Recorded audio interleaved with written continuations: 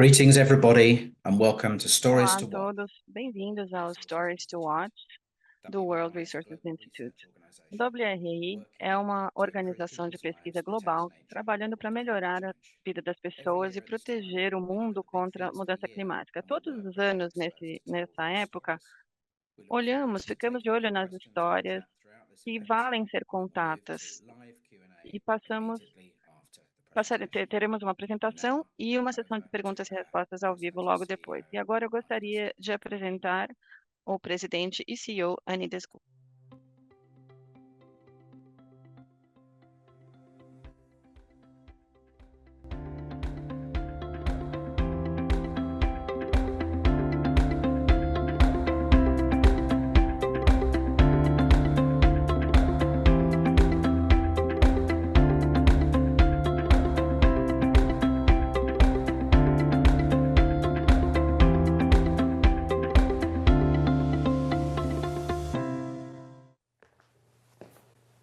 Hello everyone, and welcome Olá to a todos e bem-vindos ao Stories to Watch 2025. Eu sou Anita Gupta, presidente e CEO do World Resources Institute. O WRI é uma organização de pesquisa global para proteger a vida das pessoas, proteger a natureza e ajudar na mudança climática. Nós queremos compartilhar os eventos que vão formatar o nosso mundo nos próximos 12 meses. Esse ano, comemoramos 10 anos de um marco histórico. Em 2015, líderes mundiais se juntaram para limitar o aquecimento global em 1,5 graus. Isso foi uma ponta de esperança para muitas pessoas. 10 anos depois, falhamos na implementação dessa ambição. Nós precisamos reduzir as emissões de gás de efeito estufa em 30% até 2035, ou seja, cortar as emissões todos os anos durante a próxima década. Porém, as nossas emissões de carbono, o principal motivo da mudança climática, continua aumentando. Em 2024, foi o ano mais quente do ano, em recorde. Uma das histórias do ano passado teve foco nos perigos do calor nas cidades, matando milhares de pessoas.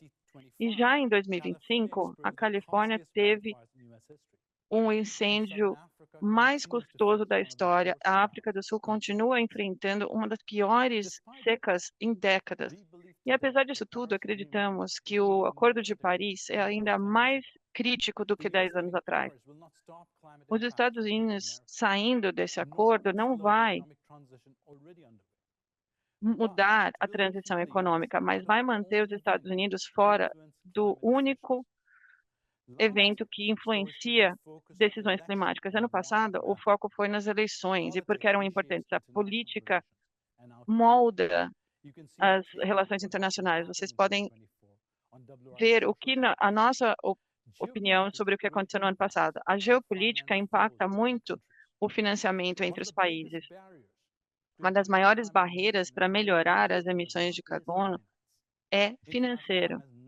As finanças internacionais não chegam nos países e comunidades que precisam mais. No último novembro, em Baku, financiamento foi o principal ponto de discussão na COP29. Os delegados do mundo todo estavam discutindo as questões e ações climáticas. Quanto dinheiro será necessário? Quem deve pagar? E pela primeira vez em 15 anos, os líderes se reuniram para acordar em entregar pelo menos 300 bilhões de dólares para os países emergentes. São 100 bilhões de dólares até 2035. E concordaram que todos os atores devem trabalhar juntos para mobilizar 1,3 trilhões de dólares por ano para os países emergentes até 2035. As reações foram mistas sobre essa negociação. Alguns países acreditaram ser muito ambiciosa, mas os países desenvolvidos ficaram desapontados. Países doadores não fizeram o suficiente e não ficou claro como receberiam esses 1 trilhão de dólares necessários. Mobilizar esse dinheiro para que eles cheguem nos países em desenvolvimento é essencial para a transição global. Mas primeiro, de onde vem esse $1 trilhão? Perguntamos a um grupo de especialistas qual é a necessidade financeira para essa transição econômica nos próximos 10 anos. A projeção é que o mundo todo vai precisar de $7,5 trilhões por ano até 2035. Como vocês podem imaginar, isso é uma estimativa. Muitas coisas vão acontecer na próxima década. E desses 7,5 trilhões, 4,3 trilhões serão para a China, virão da China e países desenvolvidos, que podem financiar suas próprias transições. Os outros $3 trilhões são necessários nos países em desenvolvimento que têm muito menos recursos. O mesmo relatório estima que $1,9 trilhões dos 1,3 podem vir de países em desenvolvimento, ou seja, eles precisam de mais 1,3 trilhões de fontes externas para conseguir atender as metas de transição. É daí que vem esses $7,5 trilhões. Então, vamos pensar o que acontece se esse dinheiro não chegar aos países em desenvolvimento. Primeiramente, as pessoas que contribuíram menos para a mudança climática continuarão sofrendo mais. Isso vai aumentar nos próximos anos e por isso que o financiamento é uma questão de justiça. E segundo, esses países não reconhecem, não terão a economia na escala e velocidade que é necessária.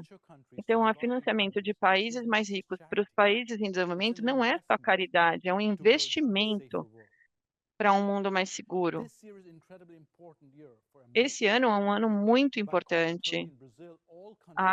Até a COP30 no Brasil, todos os países devem ter emissões mais altas. E sem o financiamento adequado, muitos países em desenvolvimento vão ficar relutantes de ter planos ambiciosos, mas se a gente puder encontrar o financiamento correto para esses países, mais países vão se juntar nessa corrida. Esse é um círculo virtuoso e nós precisamos desbloquear tudo isso. Por isso que esse ano, as histórias que queremos contar é como chegar nesse $1,3 trilhões. Antes de começarmos a falar de números, de bilhões e trilhões, a nossa primeira história é sobre para que esse dinheiro é usado. Primeiro temos que falar dos impactos climáticos que já estão presentes, escalando rapidamente, tirando vidas. Até 2030, países vulneráveis podem ter danos de mais de $1 trilhão relacionados aos eventos climáticos. E também não queremos que os países de desenvolvimento descarbonizem as suas economias para encontrar o caminho de baixo carbono. E não esqueçamos a proteção da natureza, que é um componente essencial para construir resiliência, para aumentar a resiliência e reduzir emissões. Nós estamos vendo cada vez níveis maiores de devastação. No ano passado, as enchentes na Espanha, Bangladesh e no Brasil deixou milhares de pessoas mortas e sem casas. A seca destruiu a agricultura na América do Sul. E mesmo se os impactos climáticos que acontecem em todos os lugares, o sofrimento não é bem distribuído. Os países de baixa renda não têm os recursos para se preparar para esses desastres. E até mesmo nações bem desenvolvidas podem ter um impacto imenso na sua economia. Para ter uma ideia melhor desses desafios, vamos ver Saint Vincent e as Grenadinas, onde Courtney Bailey vai falar conosco. No ano passado, o furacão de categoria 5 chegou no meu país, devastou muitas ilhas. Na ilha Union, 98% das casas foram destruídas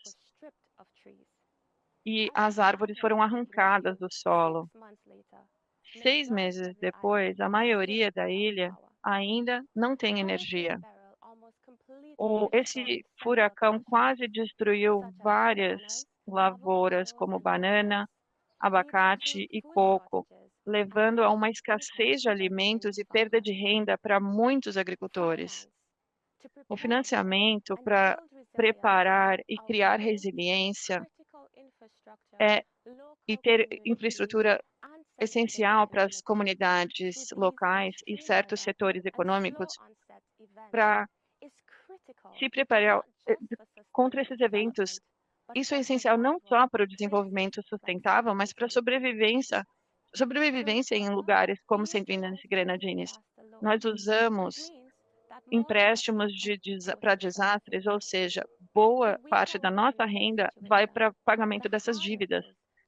Fica cada vez mais difícil investir proativamente na adaptação e, por isso, líderes influentes como a primeira-ministra de Barbados está pedindo ajuda não só depois dos furacões, mas para liberar as nossas dívidas e suporte de menor custo para o nosso país aumentar a resiliência. O financiamento de adaptação é necessário para pequenos países como o meu. Assim, podemos proteger a nossa ilha, a nossa subsistência e a ilha dos impactos da mudança climática. As necessidades de adaptação, como essas ilhas, nos mostram por que precisamos de financiamento climático. E por isso, a nossa história vai ficar de olho em 2025. Essa foi a Courtney Bailey, uma das especialistas em finanças adaptativas. Muitos países precisam de mais financiamento climático para construir sua resiliência, mas pesquisas nos mostram que menos de 1/5 desse financiamento chegam nessas comunidades, mesmo que essas comunidades são as melhores, têm as melhores decisões para entender como usar esse financiamento. Isso tem que acontecer o quanto antes. Em alguns lugares, os impactos climáticos são tão devastadores que não é nem possível mais se adaptar. E quando isso acontece, os países precisam de suporte financeiro para se reerguer. Isso se chama de financiamento de perdas e danos. Claro que a recuperação é sempre melhor e menos caro nos países que estão preparados para o desastre. O financiamento de adaptação salva vidas e faz sentido econômico. Vamos ver Bangladesh. Em 1970, o ciclone Ebola matou pelo menos 300 mil pessoas, mesmo sendo apenas uma categoria 3. Mas o país respondeu investindo em resiliência e quando chegou o ciclone Mocha em 2023, apenas 3 pessoas morreram em Bangladesh. Porém, o mundo está muito atrasado em termos de financiamento adaptativo. Em Glasgow, a meta foi 40 bilhões de dólares por ano até 2025. Nós estamos no caminho certo, mas 40 bilhões não é suficiente. Como vocês podem ver aqui atrás de mim, a lacuna de financiamento de adaptação é de pelo menos 367 bilhões por ano. Os países precisam de dinheiro para construir sua resiliência. Aí, ao mesmo tempo, o mundo precisa reduzir as emissões de gás de efeito estufa para não piorar os problemas. A descarbonização do nosso sistema de energia é importante para estabilizar o clima. E tem vários outros benefícios também, como limpar o ar que respiramos, mas o investimento em energia requer diferentes tipos de financiamento. Hoje, as emissões estão muito altas ainda. E se essa tendência continuar, vai continuar aumentando. Os países precisam tomar medidas em todos os setores, como o setor energético, para reduzir isso. Vamos pensar aqui, de onde vêm essas emissões? Como podemos ver, países de baixa e média renda compõem 70% dessas emissões. E países grandes, desenvolvidos, contribuem com quase metade dessas emissões. E não precisamos só lugares como Estados Unidos descarbonizar, precisamos que a China também faça isso. Índia, África do Sul, Brasil devem fazer o mesmo. Com investimentos do governo, energia solar e eólica estão sendo implementadas no mundo todo, mas não na mesma velocidade no mundo todo.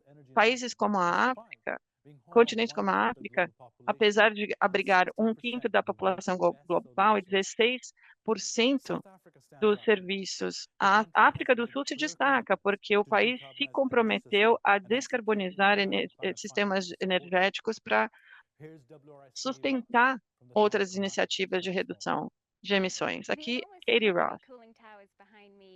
Essas torres atrás de mim, que são os restos de uma usina de carvão, e por muitos anos foram um marco do sistema energético da África do Sul, queimando carvão para produzir energia. Mudar essa matriz energética é um grande desafio. A África do Sul tem uma das maiores reservas de carvão e, como muitos outros países no mundo, está enfrentando cada vez maiores pressões para descarbonizar o sistema energético.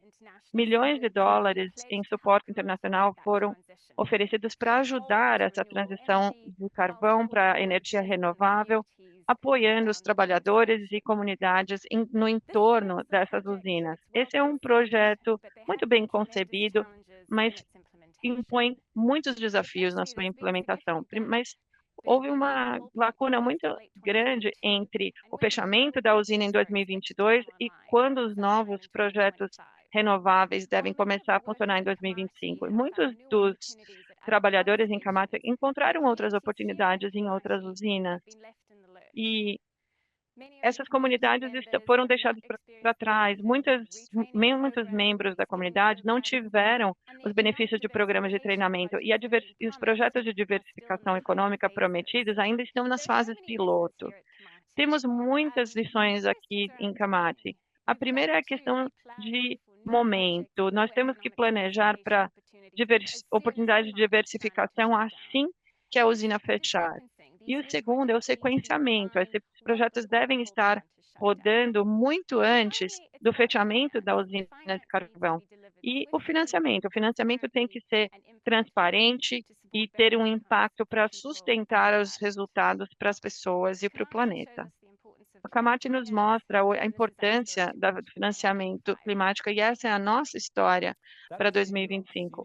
Essa foi a Katie Ross, diretora da ação de ações da WRI. Países como a África do Sul enfrentam muitas pressões para reduzir pressões e ainda tem que criar oportunidades de empregos para a população. O desafio é muito grave na África do Sul. Mais de 30% é a taxa de desemprego nos últimos anos. A África do Sul está comprometida com o carbono zero, mas eles não vão conseguir fazer essa transição sem financiamento externo.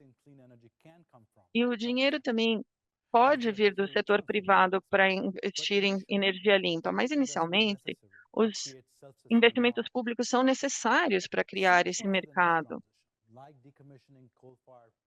O fechamento de usinas de carvão ou ajudar os trabalhadores que vão ficar sem emprego requer muito mais concessões e financiamento. A África do Sul não é o único lugar que precisa de financiamento para sua transição energética. A Agência Internacional estima que isso vai aumentar mais de 7 vezes até 2030. Esses países precisam de transição energética e não somente de descarbonização, mas precisam também investir numa transição da mudança, incluindo transporte, edifícios, indústrias. E se pensarmos na necessidade de adaptação climática, os países em desenvolvimento precisarão de diferentes tipos de financiamento climático para apoiar e sustentar essa diversificação. Então, primeiro, essa lacuna de financiamento adaptativo é imensa. Nós temos que duplicar de 40 bilhões para 80 bilhões de dólares por ano. Segundo, em 2023, os países fizeram um acordo histórico para definir um fundo de perdas e danos. No ano passado, deram passos importantes para decidir que esse fundo será abrigado pelo Banco Mundial. E esse ano, será que esse fundo vai estar pronto para oferecer ajuda aos países? Terceiro, os países devem atualizar os seus planos climáticos esse ano e devem ser enviados até fevereiro, mas esperamos que os países publiquem esses planos antes da COP30? Será que veremos mitigações, ambições de mitigação importantes juntamente com planos de investimento, adaptação e perdas e danos e mitigação? São diferentes necessidades de financiamento e essa é uma área de foco para 2025 e além. Nossa segunda história é sobre a origem desse dinheiro. 1,3 trilhões de dólares pode parecer muito dinheiro, mas vamos colocar isso em perspectiva. Nossas estimativas mostram que o PIB mundial é de cerca de 150 trilhões de dólares em 2035. Então, 1,3 trilhões será menos de 1% do PIB global. E uma comparação um pouco mais relevante é quanto investimos em infraestrutura. Investimos cerca de 10% do PIB em infraestrutura globalmente. 1,3 trilhões de dólares será um décimo disso até 2035. Agora vamos olhar para Nairobi, com a nossa diretora global para o programa de financiamento climático, para que a gente entenda como podemos chegar a esse 1,3 trilhões de dólares. Melanie, vamos começar do básico. Qual foi o objetivo que os países acordaram dos 300 bilhões de dólares? Bom, temos que voltar para 100 bilhões. E 116 bilhões foi entregue em 2022, em 3 partes. Primeiro, a parte bilateral, então, países ricos dando dinheiro para os países mais pobres, e também financiamento privado. Os 300 bilhões têm essas mesmas 3 partes. E conta também o dinheiro que vai para os países mais pobres. Obrigada, Melanie. Ouvimos da Courtney e da Katie que há diferentes necessidades para diferentes tipos de investimentos. Esses 300 bilhões de dólares vão atender essa demanda? Não sabemos exatamente quanto tem de financiamento privado nesse objetivo, mas temos financiamento privado e empréstimos de longo prazo que são importantes para investimentos com retorno, como os renováveis, mas é muito importante que nesses 300 bilhões tenhamos bastante financiamento em empréstimos, porque é muito importante para a adaptação e ajudar os países mais pobres, principalmente. Por isso que é muito importante, antes de concordar com os 300 bilhões, soubemos que o Banco Mundial ajuda os países mais pobres para terem esses 100 bilhões a gastar nos próximos anos. E a redução do ônus de dívida para mais de 150 países, será que isso vai se tornar um problema ainda maior? Sim, os MDBs são muito importantes. Para cada $1 do contribuinte, eles podem chegar a 4 ou 10 dólares enviados para os países em desenvolvimento. E nos últimos anos, nós esticamos ainda mais esse financiamento. Então, muitos desse aumento dos MDBs vem dessas reformas. Isso é um problema. Cada vez mais países estão tentando esses empréstimos que são uma forma mais eficaz para estruturar as dívidas para a recuperação. Eu acho que isso tem que estar no centro de tudo. Mas isso é uma grande parte da conversa. Vamos resumir. Como vamos chegar a 300 bilhões de dólares? Isso não chega no que a gente precisa, mas metade desse 1 trilhão de dólares pode ajudar a financiar o capital público. Quais outras formas podemos aumentar isso? Tem 3 maneiras de fazer isso. Primeiro, são os bancos multilaterais de desenvolvimento para oferecer mais para os países em desenvolvimento.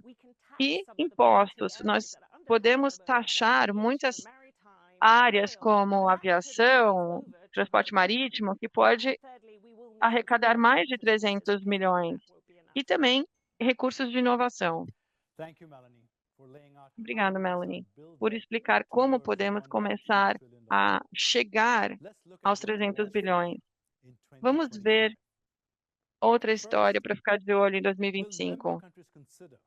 Primeiro, será que os países membros vão considerar mais financiamentos para os MDBs para aumentar a sua capacidade de financiamento? Os ares políticos atuais podem dificultar isso, mas vamos lembrar que o último aumento de capital foi em 2019, com essas mesmas dificuldades. Segundo, impostos internacionais, será que serão uma nova fonte de financiamento climático?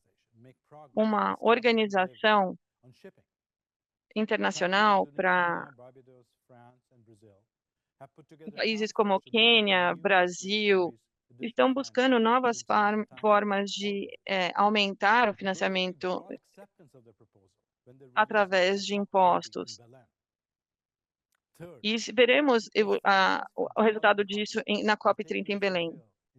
E teremos em junho uma reunião de líderes mundiais, que acontece a cada 4 anos, para discutir o futuro do financiamento para desenvolvimento. Será que vamos reunir o financiamento de clima, natureza e recuperação? No ano passado, os Estados Unidos congelou quase toda a assistência estrangeira, inclusive para assistência para financiamento climático. Nós vamos ficar de olho para entender quanto desse financiamento foi realmente cortado. Isso terá uma consequência grave para os Estados Unidos, poderia danificar relações políticas importantes e risco dos impactos, segurança e imigração. Para o mundo, isso tem ramificações muito amplas para as pessoas que dependem de serviços dos Estados Unidos. Ainda está muito cedo para saber o que esses cortes significam para chegar a esses 300 bilhões até 2035, mas pode sim haver um impacto de escala. Temos que explorar diversas avenidas para que o financiamento climático chegue a 300 bilhões até 2035. Isso significa que temos que reconhecer que isso não é uma preocupação nicho, e sim um objetivo importante a ser seguido. O financiamento público só consegue nos ajudar até a metade dos 300 bilhões. Então, como a gente vai conseguir o restante? Os especialistas sugerem que isso terá que ser preenchido com capital privado, que nos traz a nossa próxima história.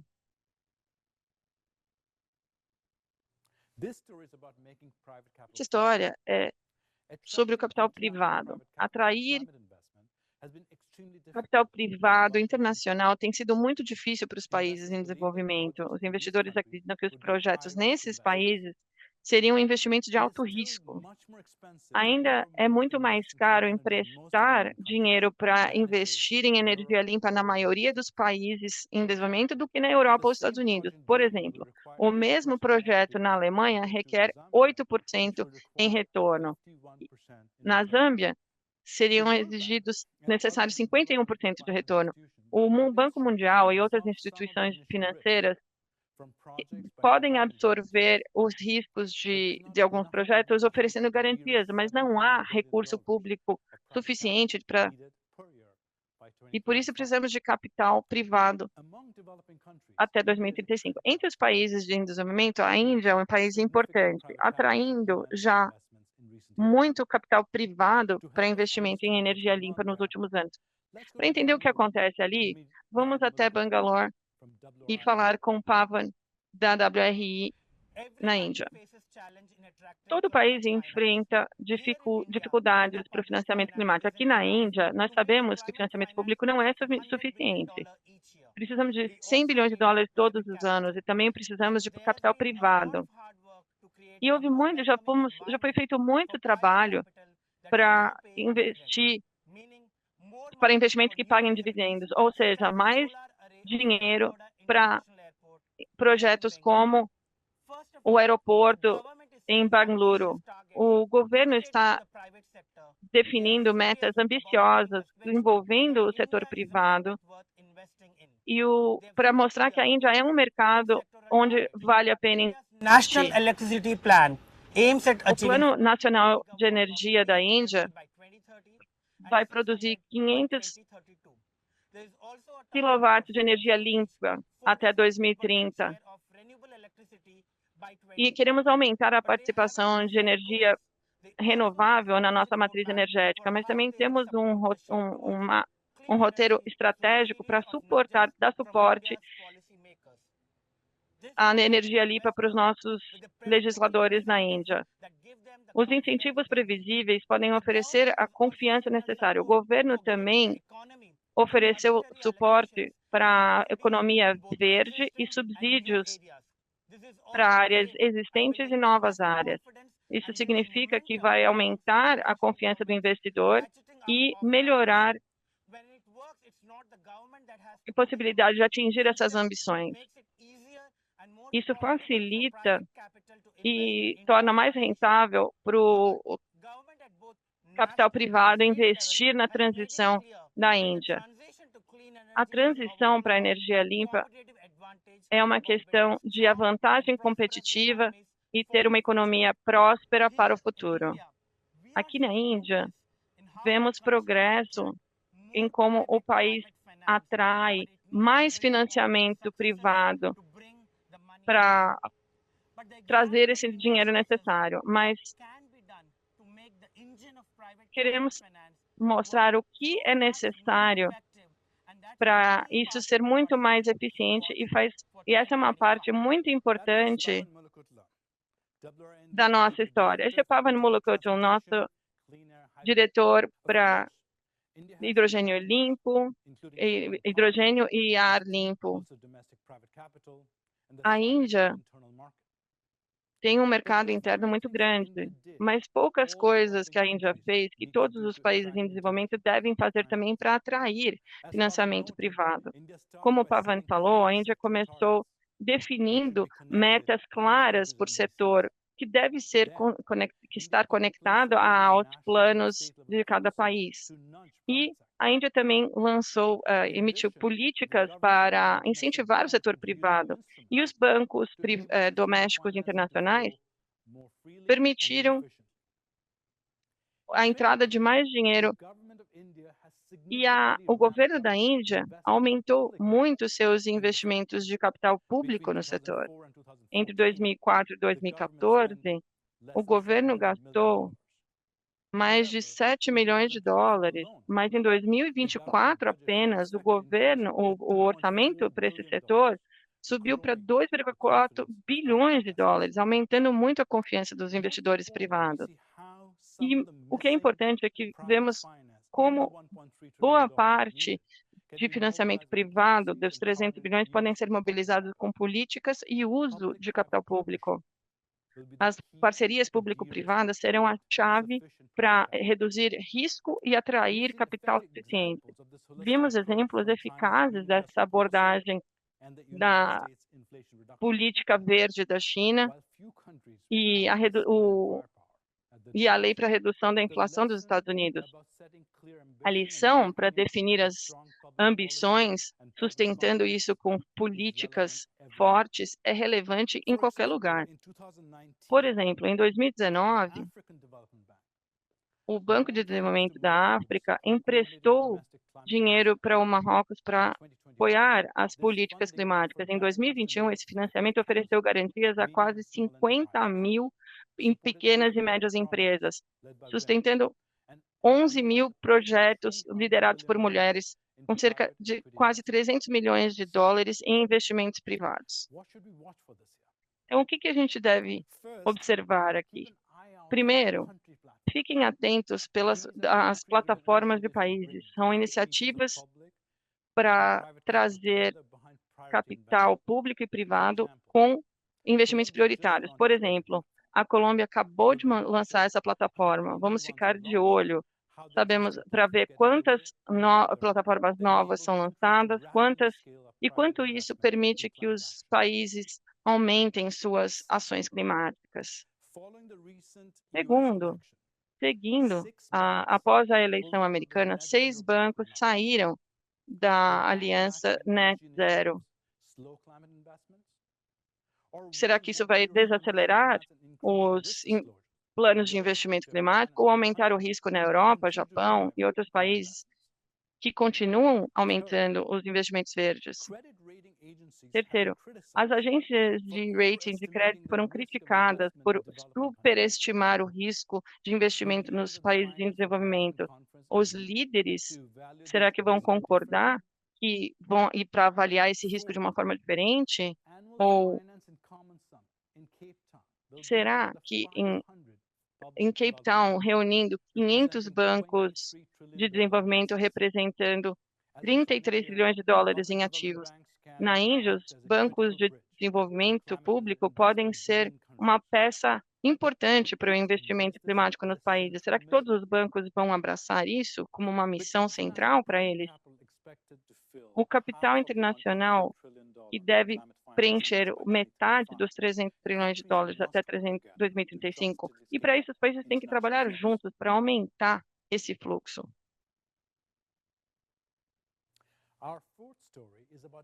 Quarta história é sobre inovação. Não podemos prever exatamente quanto desse 1,3 trilhões de dólares serão gerados por meio de inovação. Mas nós sabemos que não teremos sucesso sem isso. Precisamos de inovação em instrumentos financeiros, para o capital público e privado. O financiamento da natureza é um bom exemplo onde é necessário muita inovação.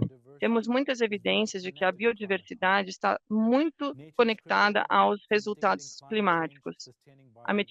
Para mitigar a mudança climática, limpar a nossa água e ar, e para nos ajudar a nos adaptar aos impactos climáticos. 55% do PIB global depende da natureza, por exemplo, alimentos, avanços médicos, tudo isso, água limpa, tudo isso depende da biodiversidade. Mas tem sido muito difícil financiar a proteção da natureza, estamos perdendo matas rapidamente. De acordo com o Global Tree Cover, a perda de cobertura foi de 3 milhões de hectares, equivalente a perder 10 campos de futebol por minuto. Os incentivos econômicos atuais cortam florestas. É muito difícil financiar a natureza porque nós falhamos em porque nós colocamos valor econômico em todos os ecossistemas. O Brasil tem uma iniciativa inovadora para aumentar o financiamento da natureza. Vamos até São Paulo com a Mirelle Sandrine. Como é que colocamos o preço na natureza? Todo mundo precisa proteger suas florestas, oceanos e seus habitats. Mas como é que a gente consegue fazer o financiamento da natureza funcionar? Nós sabemos aqui no Brasil que a nossa floresta traz benefícios como absorção de carbono, biodiversidade e regulação dos padrões de chuva, mas também é um recurso econômico local e tem muito dinheiro na extração de valor da nossa terra. Então, como é que a gente pode proteger as florestas e não explorá-las? Uma ideia inovadora aqui no Brasil pode ter encontrado uma forma de atender esse desafio. O T3F, para pagar cerca de $4 para cada hectare de floresta tropical preservada ano após ano.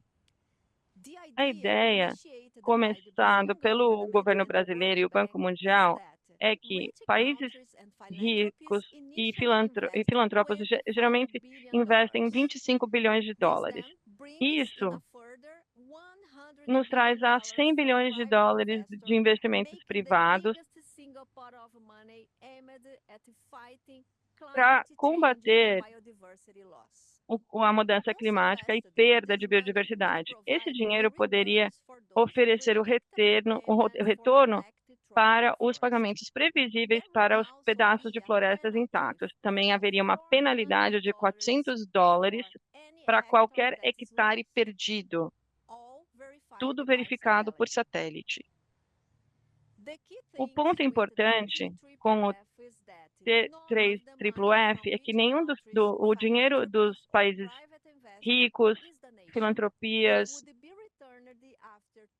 seriam devolvidos após 20 anos com juros um pouco mais altos do que as taxas governamentais. Isso leva a uma nova forma de arrecadar financiamento para a natureza e proteger as nossas florestas. Ainda temos muito o que fazer para chegar e para que o 3FFF funcione. Esse é um ano importante para entender se a governança, monitoramento e financiamento poderá ser desenvolvido adequadamente na COP30 de Belém. Por isso que essa faz parte de uma história importante para a WRI para 2025. Essa foi a Mirella Sandrini, no Brasil. Temos ainda um longo caminho pela frente com o 3FFF, mas se funcionar, isso pode mudar a forma de financiar florestas. A palavra-chave aqui é ambição, para mobilizar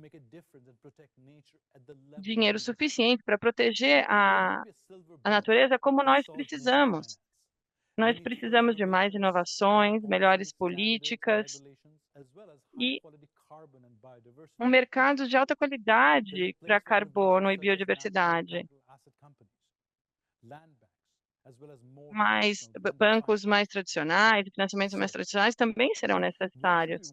Então, o que a gente precisa ficar de olho? Como a Mirella falou, temos muito ainda a fazer para que o 3FFF funcione. Em 2025, vamos ficar de olho no progresso. Será que o governo brasileiro vai conseguir iniciar o projeto, esse financiamento? E será que isso vai atrair capital privado? E, por último, em outubro passado, líderes mundiais se encontraram na COP16, em Cali, na Colômbia, mas saíram dali sem um acordo financeiro. Será que os líderes vão assinar um outro acordo no COP16 em Roma? Queremos ver como vamos reunir financiamento climático e de biodiversidade.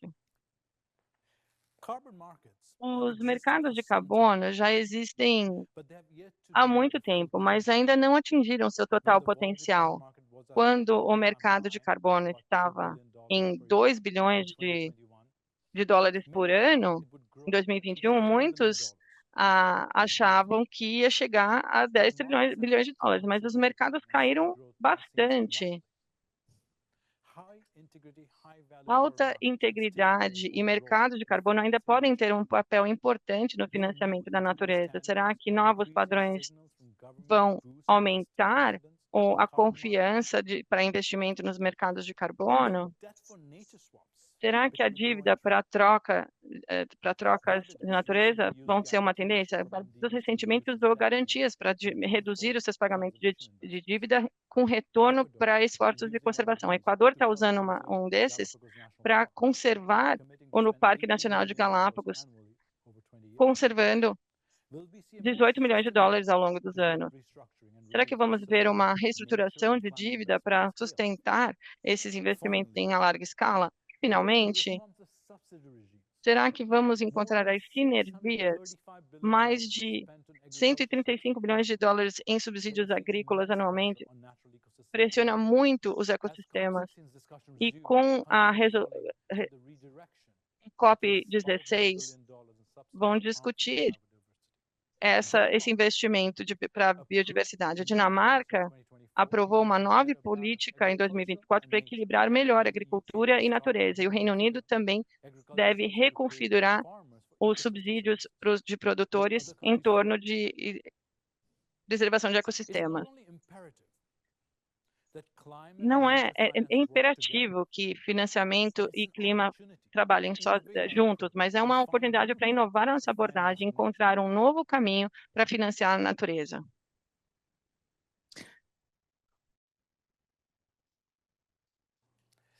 Eu espero que vocês tenham aproveitado essa jornada. Esses 1,3 trilhões de dólares podem ser alcançados, mas muitas coisas devem ser realizadas para que isso tudo flua. Algumas coisas já estão acontecendo, inclusive os 300 bilhões acordados na última COP. Temos as taxas marítimas e outros incentivos, e também inovações adicionais são necessárias. Os maiores desafios vão ser mobilizar 700 bilhões de dólares em capital privado, enquanto que alguns países podem ajudar com políticas melhores. Os países ricos devem fornecer incentivos para que o capital flua para esses países que necessitam. Esse ano vai ser muito importante para alcançar esse objetivo. Poderia ser realizado com os próprios recursos, onde cada parte desses 1,3 trilhões de dólares estão conectados como peças de um quebra-cabeça. E hoje, os elementos diferentes que existem em regimes diferentes, é por isso que temos que observar esse ano como combinar todas essas peças. Eficiência é necessária e deve vir de todas as fontes. Isso demanda um envolvimento profundo dos ministros da economia e de todos os países. Há muito a ser observado ao longo do ano. Em novembro será um mês-chave na COP no Brasil e será o momento de verificar que isso pode ser alcançado. E também haverá reunião do G20, que já são as maiores economias, que respondem por 85% do PIB mundial e também das emissões. O G20 é o único corpo que tem a capacidade de combinar todas essas partes que estão ligadas a esses fundos. E nesse ano, o G20 na África do Sul vai abordar isso e ajudar o mundo a combinar essas peças, unir essas peças. Então, à medida que entremos em 2025, é preciso verificar que os nossos sistemas financeiros devem abordar isso. Não será fácil, mas como puderam ver na apresentação de hoje, há muitos instrumentos que podem nos ajudar. E alavancando recursos, dominar inovações, temos o poder de destravar esses fluxos financeiros. Vamos ver o início dessa transformação neste ano de 2025. Muito obrigado por participar do Stories to Watch Thank you, and 2025. thank you to all of the government Obrigado experts who a participated todos in que the que estão Please participando join us dessa tonight for this apresentação. discussion Agora and vamos the ter uma talk discussão made ao by our vivo experts from WRI com a offices. participação dos especialistas do WRI de todas as partes do mundo. Hi, everyone. Olá a todos. Hi, everyone. I want to make sure you can see Olá a me. todos. Eu quero aparecer na tela. Does look like the camera might be unplugged. We switch to the internal? Talvez você deva ligar All right. a câmera. Aí está. Olá a todos. Muito obrigado a todos que estão participando e também por todas as perguntas que foram colocadas no chat. E espero uma discussão relevante.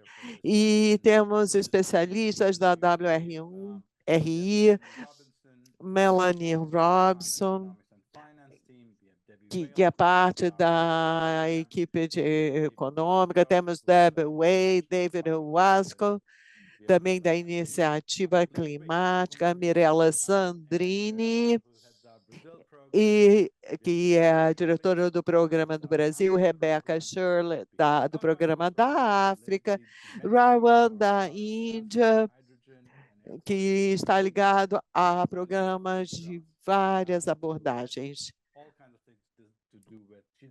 E também temos a Rebecca Shirley, que está na África. Obrigado por estarem aqui. Eu vou passar logo para a pergunta para Melanie. A primeira é para você. E como esperávamos, que a administração Trump se retirou do Acordo de Paris, tão logo assumiu. E o que isso significa, na verdade? Ótima pergunta, é claro.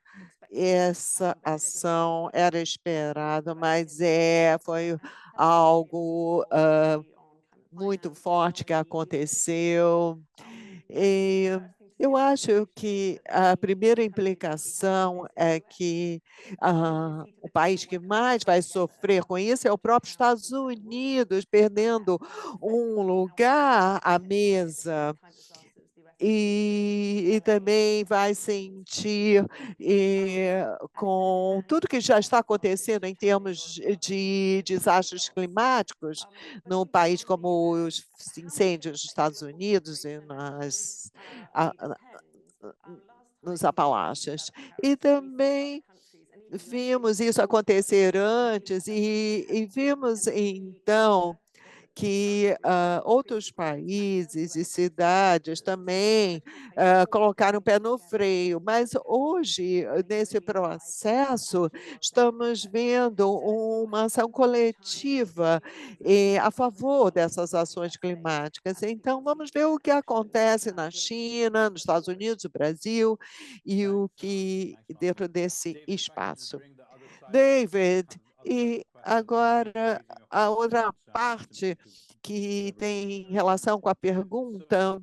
Então, David, os grandes países como os Estados Unidos, que saíram do Acordo de Paris, o que isso significa a nível global?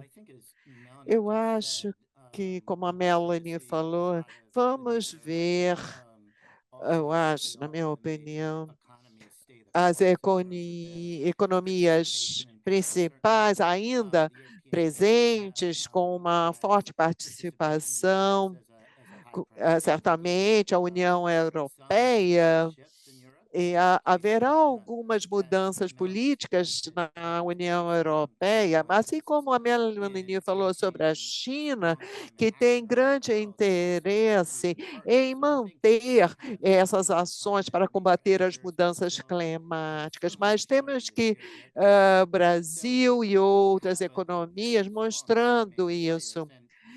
Certamente são atores importantes, mas alguns países menores que são altamente vulneráveis e que são essenciais à sua existência. Vamos ver como um todo a maioria dos países permanecendo. Isso que vimos anteriormente, quando os Estados Unidos saiu do Acordo de Paris. Agora ainda mais ligado às questões econômicas que estão ocorrendo a nível global. Também vimos que alguns governos também se apresentaram como maior participação da última vez. E agora, Mirela, muitas pessoas estão interessadas em saber o que vai acontecer no Brasil esse ano. Então, a pergunta é na natureza das soluções e oportunidades em relação a esse aspecto, soluções baseadas na natureza e as possibilidades dentro do mercado de carbono e o que isso significa para os próximos anos, ou o que ocorreu no ano passado. Como exemplo, na Amazônia, é uma oportunidade singular para aumentar as soluções climáticas baseadas na natureza. Avançando o NBS na Amazônia, diz respeito a uma abordagem mais holística e reduzir a emissão de carbono e proteger, restaurar ecossistemas e aumentando a eficiência agrícola, reduzindo a questão de pressão e também destacar, por exemplo, a regeneração assistida da natureza original. Também temos as questões da biodiversidade, da agropecuária nas comunidades locais e também a a necessidade de políticas públicas e mecanismos financeiros para dar suporte a isso. Eu posso dizer também que a urbanização na Amazônia está crescendo e como a plataforma deve estar melhor preparada para apoiar essas ações e um desenvolvimento sustentável alinhado com a ecoconservação. E também esse mercado de carbono voluntário tem participação importante nisso, canalizando os investimentos do setor privado e restaurar o ecossistema natural. E isso pode contribuir para os objetivos acordados no Acordo de Paris, implementando uma integridade ambiental. E, claro, salvaguardando a subsistência da população local. E, para isso ser efetivo, as organizações devem assegurar de que os NBAs vão estar disponíveis para complementar ou mesmo substituir as operações e criar cadeias de valores alinhadas com essa jornada de mitigação da temperatura. Bom, existem outras iniciativas para serem incluídas nessa cesta de soluções. Realmente, o mercado de carbono permanece interessante. Há muitas iniciativas a nível global, como você mencionou, mais utilizadas, com mais credibilidade. Muito obrigado, Mirela. Eu sei que estão participando aqui no Brasil. E obrigado, Mirela. Bom, há muitas perguntas sobre a ramificação setorial com relação ao acordo climático. A Deb e o Ed está trabalhando nisso já há algum tempo. Você poderia compartilhar conosco como a indústria de construção está crescendo e isso impacta o clima? E também como a Mirela também já mencionou, e qual o impacto na natureza? Bom, essa questão é muito importante com relação à emissão dos gases de efeito estufa e também de carbono. E se vocês levarem em conta como você constrói cidades faz diferença, especialmente em países com uma urbanização muito acelerada.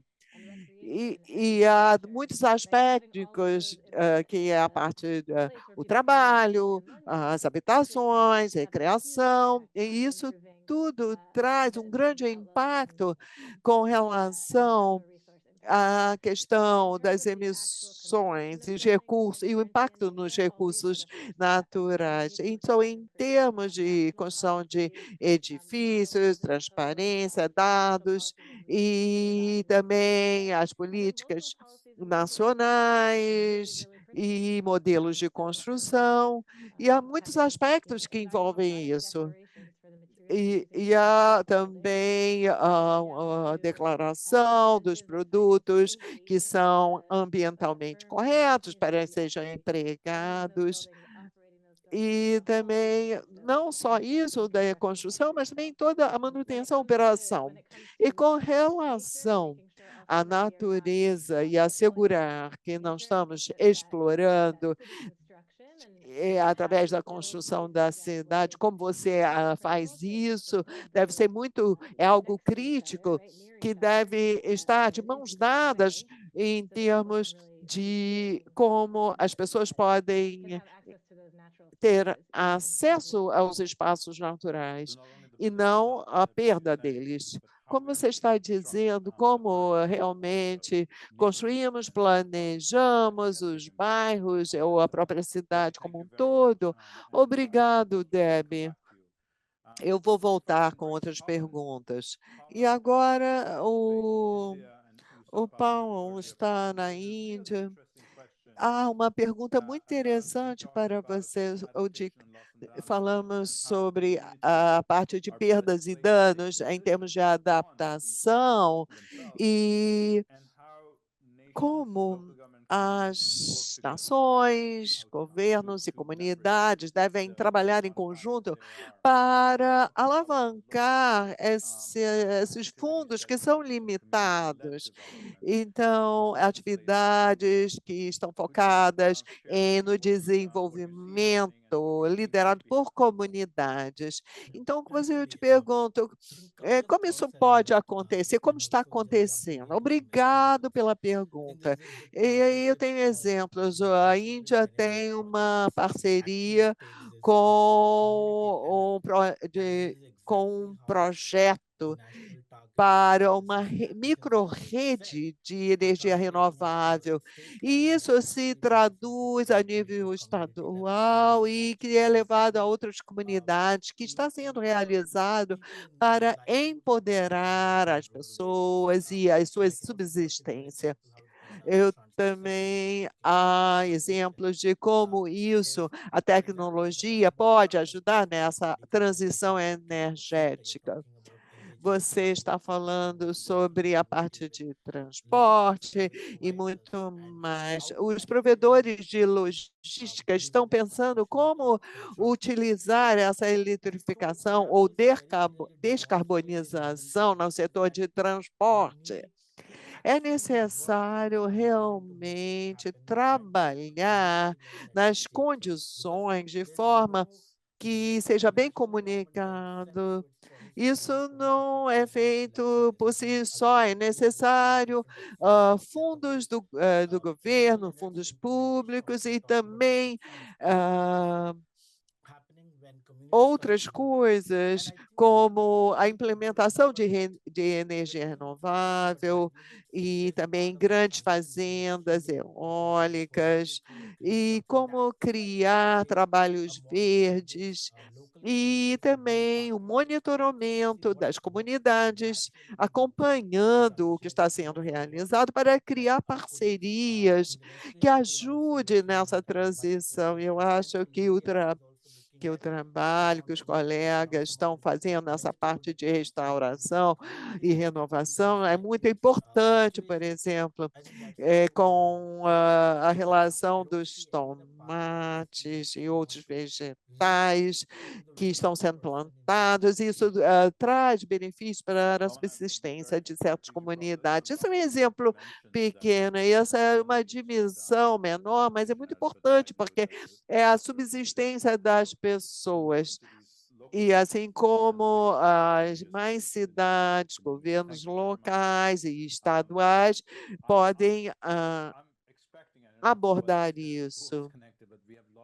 Mas temos muitos alunos aqui participando com perguntas interessantes e sobre a parte de capacidade. E, Rebeca, para você, a parte da educação, temos um programa incrível na sua cidade, em Nairobi, na Universidade de Nairobi. Você pode falar um pouco mais como é essa capacidade e o tipo de investimento na área de educação que pode trazer benefícios para a comunidade e das pessoas poderem navegar nesse novo patamar. Isso, como já foi falado antes pelo Pavan, isso, a capacitação das pessoas é fundamental. Uma das áreas especiais que cada Ministério da Economia, de Finanças da África, está levando em conta isso. Os mandatos estão mobilizando recursos e isso realmente não é algo pequeno. E temos aqui o que eu chamo de RAM, que é resiliência, adaptação, manutenção, programa para isso. Em cada ministério de economia do mundo faz isso, essa avaliação macroeconômica para estabelecer suas políticas fiscais, orçamentos, e isso vai influenciar o futuro, claramente.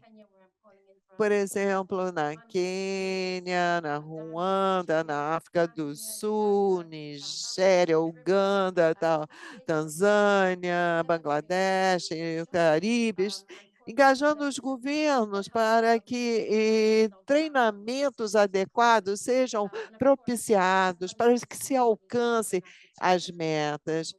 É claro, é algo que vai acontecendo a nível terciário e também para assegurar que a população esteja capacitada para fazer parte dessa força de trabalho verde.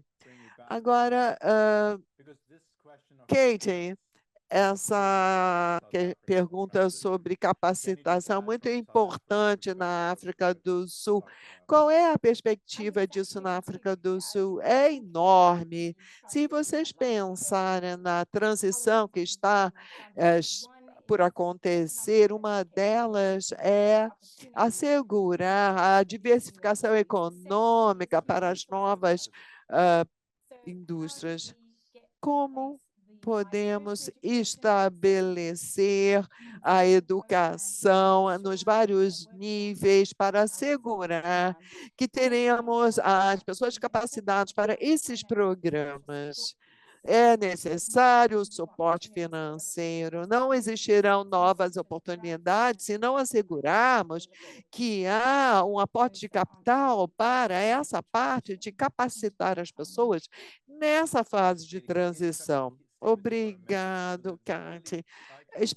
Fique um pouco mais.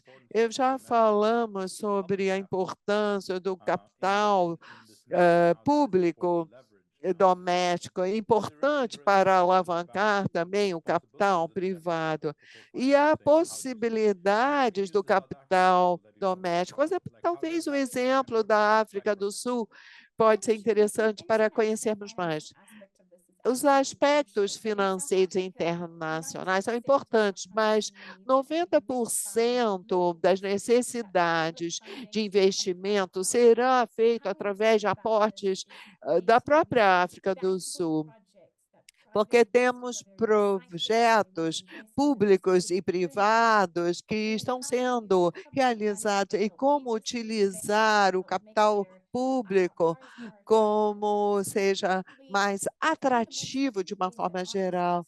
E não é tão fácil ser entendido como a justiça climática, o engajamento das comunidades para que as iniciativas sejam desenvolvidas a nível comunitário.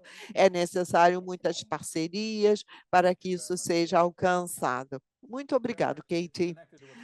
Isso está relacionado com a parte de inovação, que eu aprecio muito.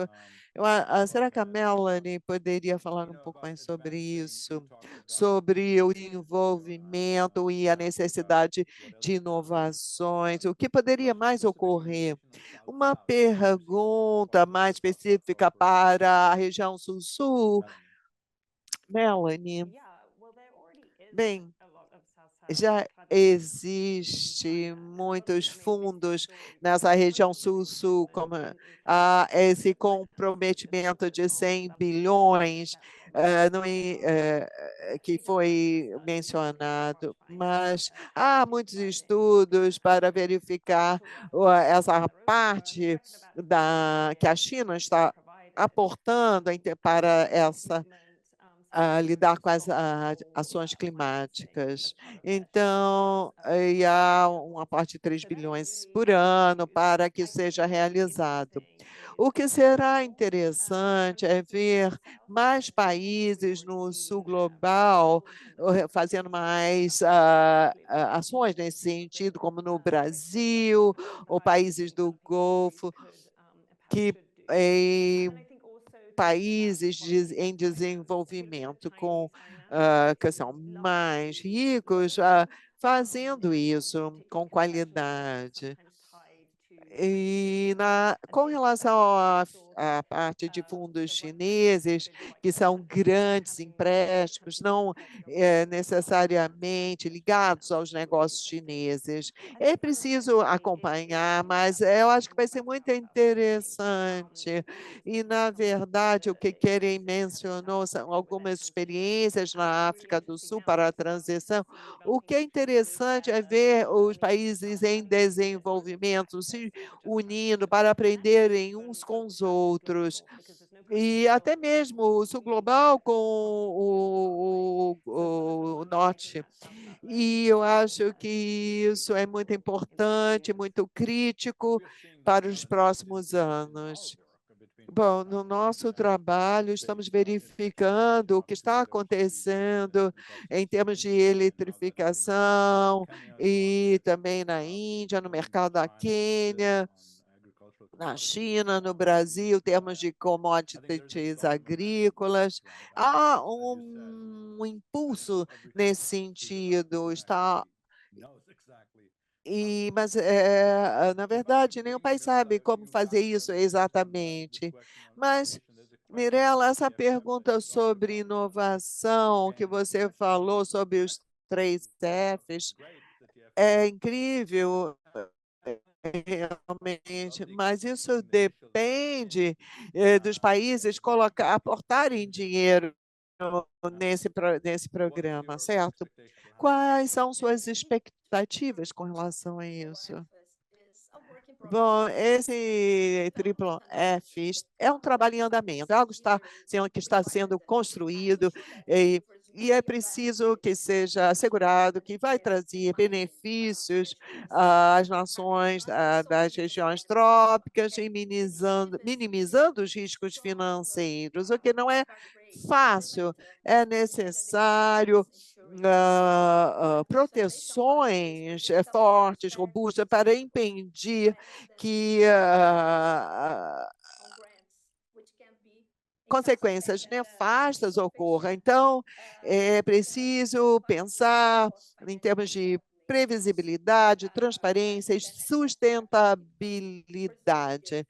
Claro que o financiamento de baixo custo para o desenvolvimento das nações, isso vai trazer um acesso de capital, preservação da natureza, e também, como eu mencionei, multas pelas ações de desflorestamento, e isso pode ajudar a garantir a responsabilização e assegurar que esses fundos estão sendo usados de forma efetiva ou eficaz, o que torna esses programa bastante inovador, com foco não somente na restauração ou no reflorestamento.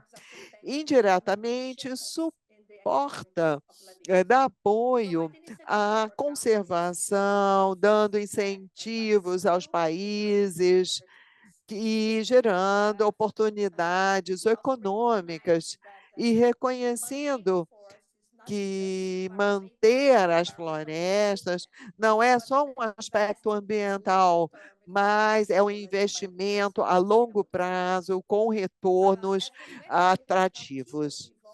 E também há uma evolução contínua dessa metodologia para que fosse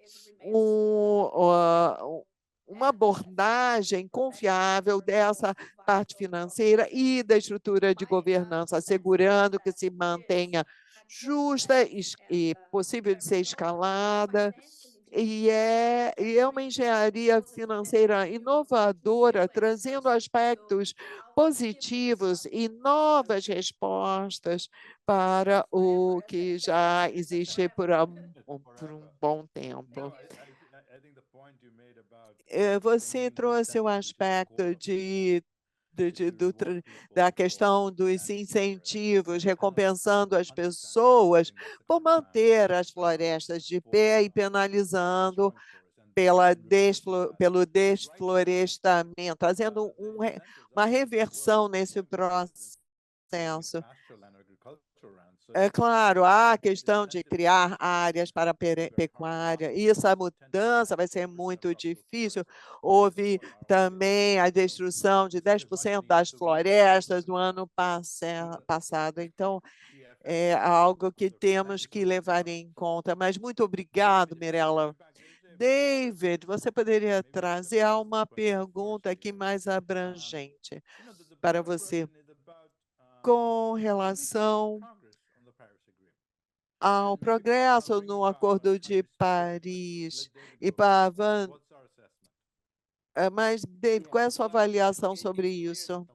Está claro de que o mundo está se mexendo, mas não há um progresso tão rápido como se gostaria. Mas temos que manter em mente que estamos vendo o impulsionamento de energias renováveis no veículos elétricos, bateria ou a baterias, num contexto mais amplo. Mas em termos de Acordo de Paris em si, o importante não é tanto quanto estão obtendo sucesso ou falhando, mas, na verdade, são os aspectos do arcabouço do acordo, com seus objetivos, motivando os países a se unirem, a trabalhar em conjunto e também acompanhando e monitorando o progresso. E aí chegamos à parte do que realmente está acontecendo em cada país, e que tipo de políticas estão sendo estabelecidas. Então, estamos observando os seus objetivos essenciais e também a parte de inclusão desses anseios ambiciosos a nível de fundo, transparência, de reportar e também como os países estão trabalhando em conjunto em termos de iniciativas para lidar com energia, florestas e também a cooperação internacional para impulsionar tudo isso. E, em última instância, dizer o que alterar a nível local. Bom, David, muito que se diz que isso não está funcionando, aumento das temperaturas está acontecendo. Isso ocorre desde o primeiro ano do Acordo de Paris, que era para chegar a diminuir a nível de 1,5 graus ao final do período em 10 anos. Bom, há essas projeções da temperatura. Eu acho que quando você pensa no acordo, não se falar sobre veículos elétricos, que não era falado. Eu acho que já vimos muitas dinâmicas modificarem. É claro, temos que fazer muito mais e trabalhar de que os investimentos estejam disponíveis para que as coisas ocorram. O progresso está ocorrendo, mas como realizar mudanças numa velocidade mais rápida, como é necessário, não é ser poliana, mas há realmente progresso. Eu gostei do que você falou de como naquele momento não sabia qual seria o progresso em 10 anos, mas os desafios e oportunidades que foram apresentadas, e assim como vimos na África do Sul, a inovação é super necessário, que é um passo importante. Pavan, você poderia falar essa pergunta? Como estamos num país específico em termos de transação? Então, eu quero saber como a Índia está caminhando nesse processo. Índia está à frente da curva em alcançar algumas metas para 2030, mas a diferença é importante entre as metas antigas e as novas é a questão da intensidade da redução das emissões. E se compararmos de 33% para 35% de redução até 2030, são níveis que realmente importantes. Aquelas metas anteriores eram de 33%, mas o que eu quero destacar como essas metas ambiciosas ligadas à parte de fundos, financiamento, para que se possa realizado. E a meta de net zero, até estamos falando de 45 bilhões de dólares por ano, e que é um grande desafio ser atendido, porque é uma meta ambiciosa. E na sua apresentação, você falou que a Índia está atraindo mais investidores do que os outros países, e você também mencionou as lacunas nesse sentido. Bom, obrigado, Pavão. Já falamos sobre aspectos internacionais e nacionais, e agora a Rabeca tem uma pergunta muito boa sobre a subsistência nas pequenas comunidades rurais. E o que significa isso para eles, para a sua subsistência? Realmente, como você falou, Anny, o 55% do PIB global depende da natureza, e essa percentagem é muito alta aí dentro do contexto da África. E isso é através da agricultura, que é realizada pelos pequenos fazendeiros ou aquelas pequenas culturas familiares, e trabalhando em cerca de 2 hectares de terreno. Bom, há também a questão indígena, das comunidades nativas, e também há setores como as paisagens degradadas, proteção a elas, e e manter as florestas em pé. Então, tornar isso legitimado para que setores robustos da economia possam participar dessas ondas positivas, com financiamento, com a possibilidade de trabalhos significativos e perpetuando a integridade da natureza. Então, como os governos se envolvem nesse sentido? Há também o Cinturão Verde na Quênia, que é um exemplo, é um movimento em Ruanda, e também um movimento de economia circular para a alimentação, no Congo, Rapela, movimento também das comunidades nativas, que são comunidades civícolas, mas também temos que falar de como os dados disponíveis podem auxiliar a construir políticas públicas nesse sentido. Temos que ver mais trabalho nessa questão de dados.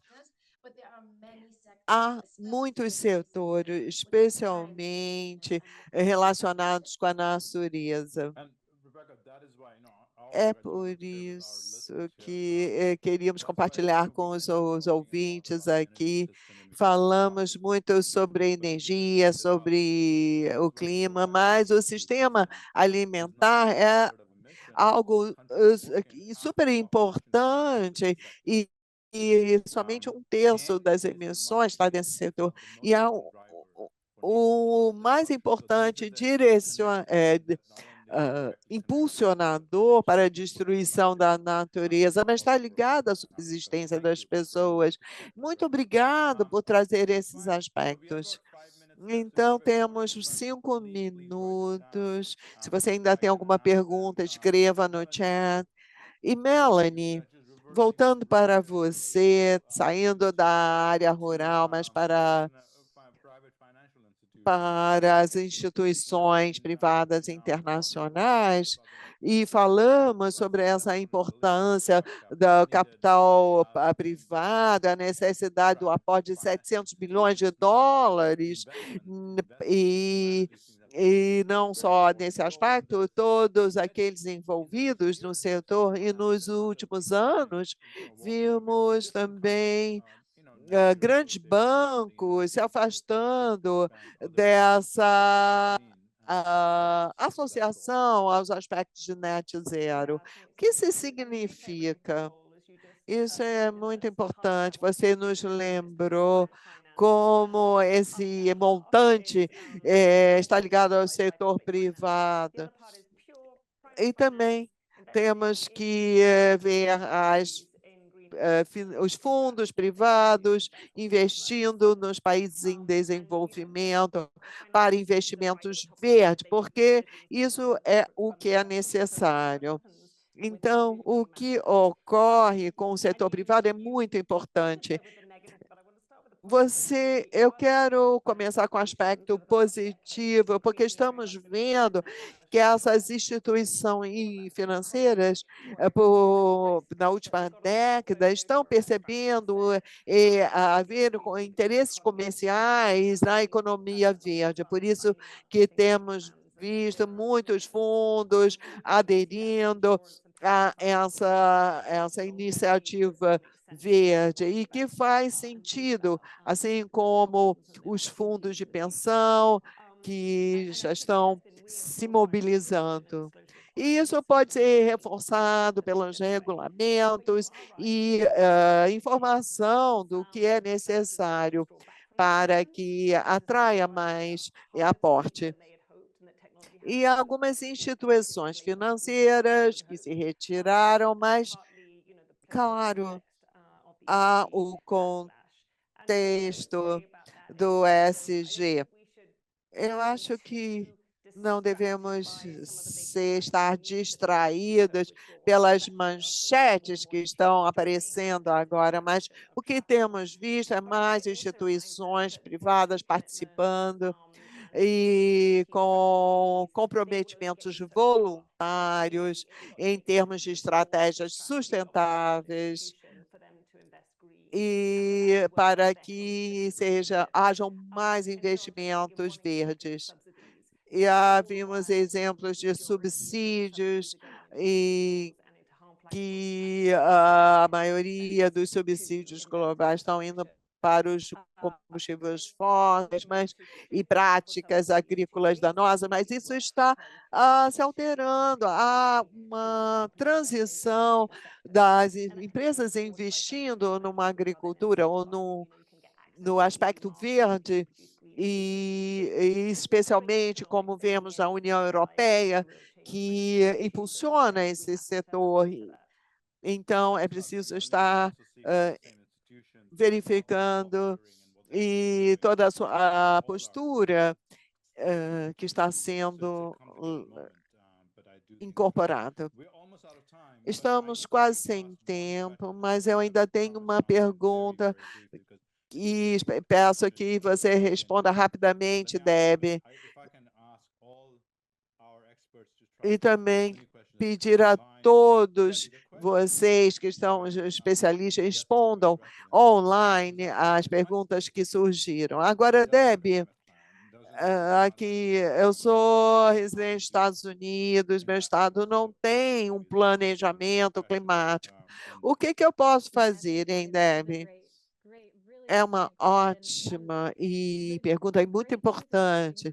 As boas novas é que há um aumento de evidência da relação do aquecimento econômico e ações climáticas, que isso tudo pode reduzir a pobreza, impulsionar bons trabalhos, benefícios na saúde.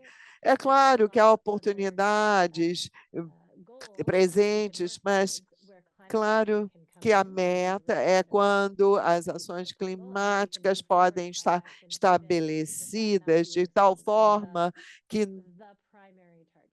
seja a meta, o alvo primário, que é crítico para realmente realizar mudanças, construir coalizões, e especialmente nos Estados Unidos, a nível de cidade, de comunidades, que essa é muito, muito, muito importante. E também em termos de governança em vários níveis, todos têm um lugar na mesa para discutir em Washington, D.C., e eu faço parte de um comitê do meu bairro que estamos implementando mudanças nesse sentido. Muito obrigado, Deb. Bom, agora realmente estamos já além do nosso tempo, e isso tudo não seria possível sem a participação de todos os membros do WRI e também de toda a organização. Eu os encorajo a acessar nosso website e acompanhar todos os progressos que estão sendo realizados. Muito obrigado a todos.